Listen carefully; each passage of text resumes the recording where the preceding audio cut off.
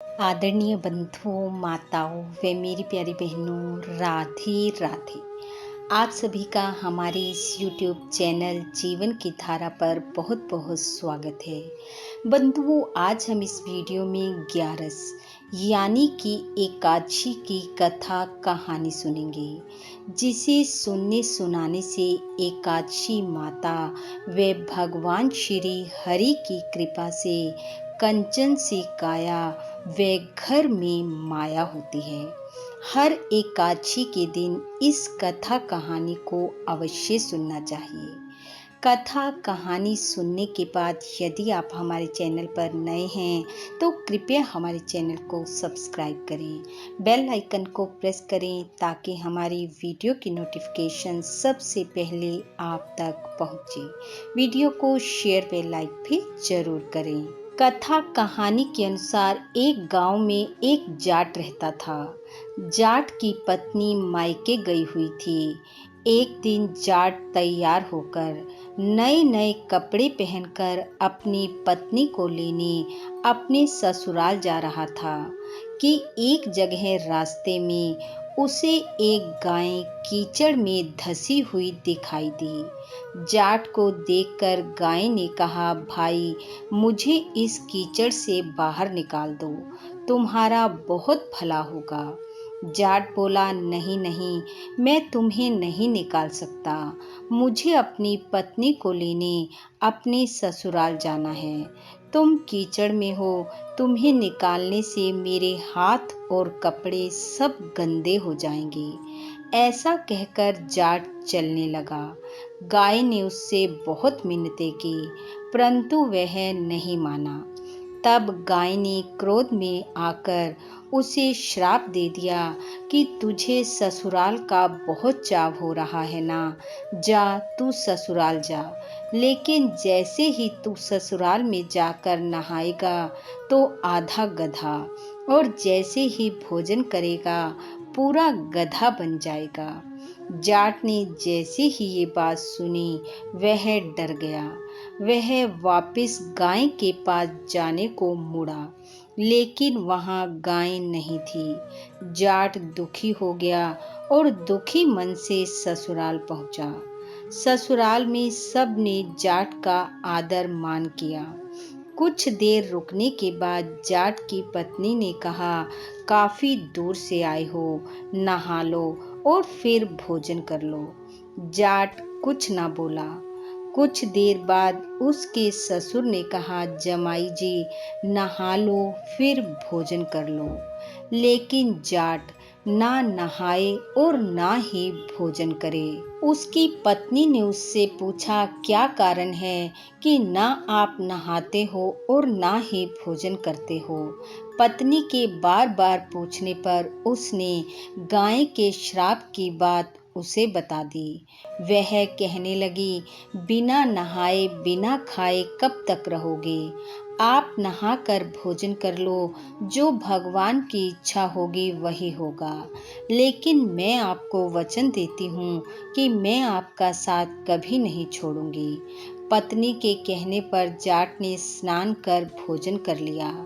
कुछ देर बाद जाट गधा बन गया। जब घर वालों ने देखा तो वह कहने लगे, ये गधा कहाँ से आ गया, और उसे मार मार कर घर से बाहर निकालने लगे। इतने में उसकी पत्नी आ गई और घर वालों को सारी बात बताई और कहा, अब ये मेरा भाग्य है, अब मुझे विदा कर दो। घर वालों ने उसे विदा कर दिया। वह गधी के साथ अपने घर वापस ना लौटी, क्योंकि उसने सोचा, मैं वहां जाऊंगी तो किस किस को क्या क्या बताऊंगी।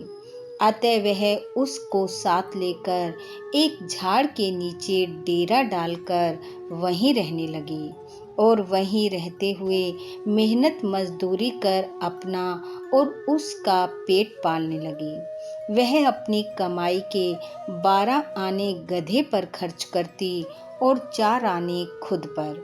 मजदूरी करते समय बोझ गधे पर न डालकर स्वयं उठाती। इस प्रकार वह रोज करती।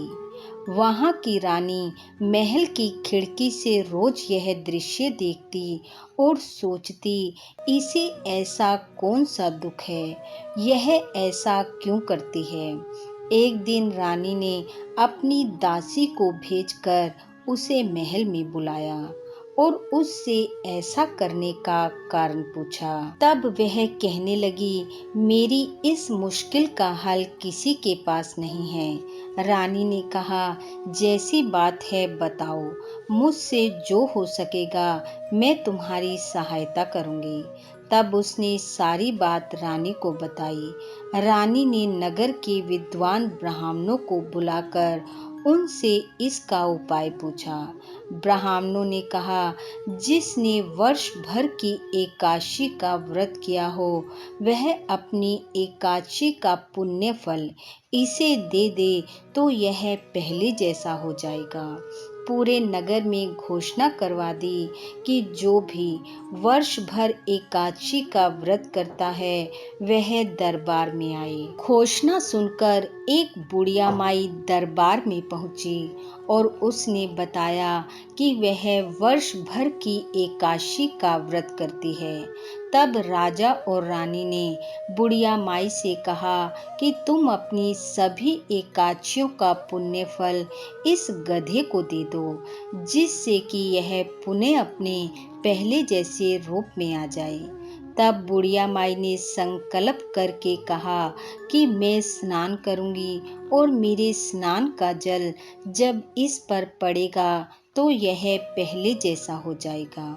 तब बुढ़िया माई ने स्नान किया, जल गधे पर गिरा और जल के पड़ते ही वह पहले जैसा हो गया, लेकिन उसका एक कान गधे का रह गया। सब बुढ़िया माई से पूछने लगे कि इसका एक कान ऐसा क्यों रह गया। तब बुढ़िया माई ने कहा कि स्नान करते हुए एक एकादशी का फल मैंने अपने लिए रख लिया था। तब सब कहने लगे, नहीं, तुमने संकल्प लिया है, इसलिए सारी एकादशी का पुण्य फल इसे दो। तब वह सारी एकादशी का पुण्य फल संकल्प सहित उस लड़के को दे देती है और वह पूर्ण रूप से अपने पहले जैसे रूप में आ जाता है। यह देख राजा और रानी व नगर के सब लोग हैरान रह गए कि एकादशी व्रत का इतना प्रभाव होता है। तब उन्होंने सारे नगर में यह घोषणा करवा दी कि हर कोई एकादशी का व्रत करेगा। एकादशी व्रत के समान दूसरा कोई व्रत नहीं है।